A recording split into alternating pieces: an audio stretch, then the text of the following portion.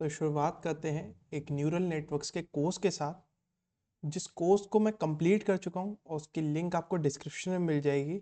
ये एक introductory video है। इसमें हम बात करने वाले हैं कि न्यूरल नेटवर्क्स जो होते हैं उनका यूज़ कहाँ पे होता है, क्यों वो इम्पॉर्टेंट है। दूसरा, उनको पढ़ने के लिए, न्यूरल नेटवर्क्स जानने के लिए आपको क्या क्या आना चाहिए, प्री एनएन क्या क्या चीज़ें आपको आनी चाहिए। तीसरा, कि न्यूरल नेट्स में हम क्या क्या पढ़ेंगे और जो जो मैंने सिलेबस कोर्स में कंप्लीट करा रखा है। तो शुरुआत करते हैं सबसे पहले यूज़ केस के साथ, ताकि आपको एक ओवरव्यू मिल जाए कि न्यूरल नेटवर्क्स हम क्यों पढ़ने जा रहे हैं। न्यूरल नेटवर्क असल में ऐसा होता है कि आप कोई भी अगर मशीन लर्निंग की, सबसे पहले बात करते हैं मशीन लर्निंग एल्गोरिदम की, तो जो भी काम आप एक मशीन लर्निंग एल्गोरिदम से करते हैं, मशीन लर्निंग, जो भी काम आप एक मशीन लर्निंग एल्गोरिदम से करते हैं वो सारे काम आप न्यूरल नेटवर्क से भी कर सकते हैं। यानी कि क्लासिफिकेशन हुआ, रिग्रेशन वाले काम हुए, सारे के सारे न्यूरल नेटवर्क्स कर सकते हैं। ठीक है, तो न्यूरल नेटवर्क किस लिए यूज होता है? मशीन लर्निंग का एक सब्स्टिट्यूट की तरह भी यूज हो सकता है। सबसे पहले तो ये बात रही। दूसरा, तो ये कहाँ पे एसेंशियल है? जब हम मशीन लर्निंग से वो काम कर सकते हैं, न्यूरल नेटवर्क से क्यों करना?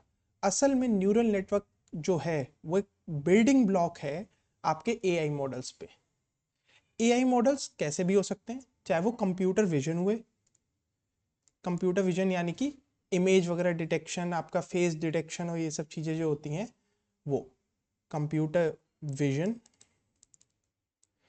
उसके बाद आपका एनएलपीज वगैरह हो गए, जिसमें ट्रांसफॉर्मर्स वगैरह होते हैं। उन सबके फंडामेंटल एक जो सबसे बेसिक चीज़ जिस पे ये बिल्डअप हुई ये चीज़ें, वो न्यूरल नेट है।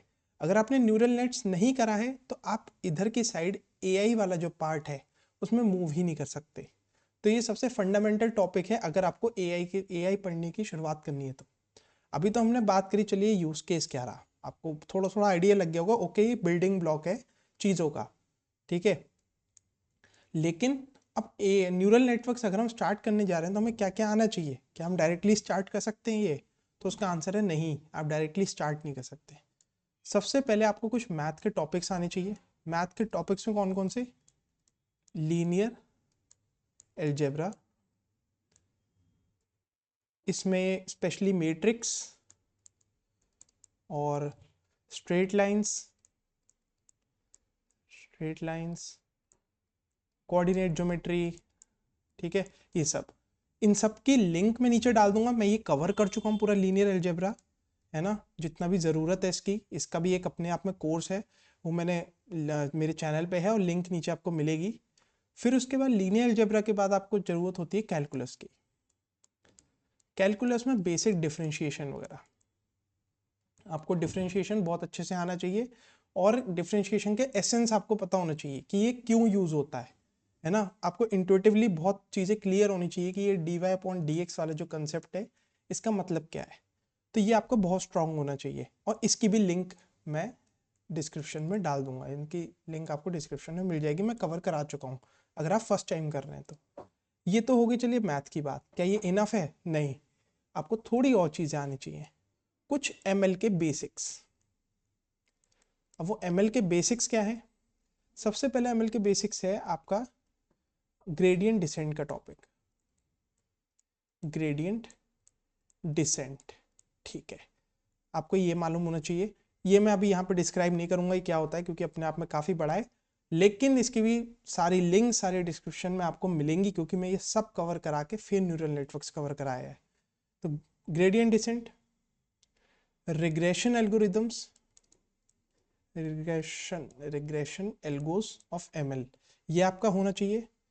और उसके बाद लॉजिस्टिक रिग्रेशन, और इसी में आपको क्लासिफिकेशन के बारे में पता चल जाएगा कि क्लासिफिकेशन क्या चीज़ होती है मशीन लर्निंग में। ये भी एसेंशियल है। तो ये 3 टॉपिक्स, इनकी भी लिंक डिस्क्रिप्शन में है अगर आपने नहीं करे। और अगर आपको ये आते हैं, ये दोनों चीज़ें आती हैं, तो आप डायरेक्टली न्यूरल नेटवर्क के साथ स्टार्ट कर सकते हैं। तो अब बात करते हैं, जो हमारा सबसे बड़ा गोल था इसका वीडियो का, वो था न्यूरल नेटवर्क्स में हम क्या क्या कवर करेंगे।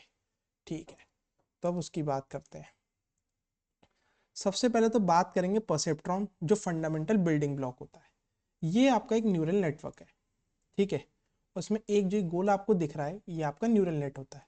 ये बायोलॉजी से इंस्पायर्ड है, यानी कि आपकी बॉडी में कैसे होते हैं न्यूरल नेटवर्क्स, न्यूरॉन्स कैसे होते हैं, उसको देख के ये मैथमेटिकल टर्म डिराइव हुई है न्यूरल नेटवर्क, और उसे हम यूज करते हैं एआई में। तो इसके बारे में बहुत डिटेल में मैंने बात करी है इस कोर्स में। Excuse me. तो यही हम परसेप्ट्रॉन की बात करेंगे। परसेप्ट्रॉन ये एक जो सिंगल न्यूरॉन होता है ये परसेप्ट्रॉन कहलाता है, उसकी बात करेंगे। फिर मल्टी क्लास क्लासिफिकेशन, क्लासिफिकेशन कैसे करते हैं न्यूरल नेट से। और मल्टी क्लास के एक्चुअल में ये मतलब है कि इतने सारे न्यूरॉन्स को यूज करके हम मल्टीपल क्लासीफाई कैसे कर रहे हैं, इनको यूज करके इतनी की सारी हमने क्लासिफिकेशन करी है। ओके। फिर बैक प्रोपोगेशन, ये तरीका होता है कि इसे ट्रेन कैसे करें न्यूरल नेटवर्क को। आपने कुछ आउटपुट आया आपका, आपने कहा ये थोड़ा सा गलत है, फिर दोबारा से इसे ट्रेन करो, फिर चीज़ें ठीक करो, फिर आउटपुट दो।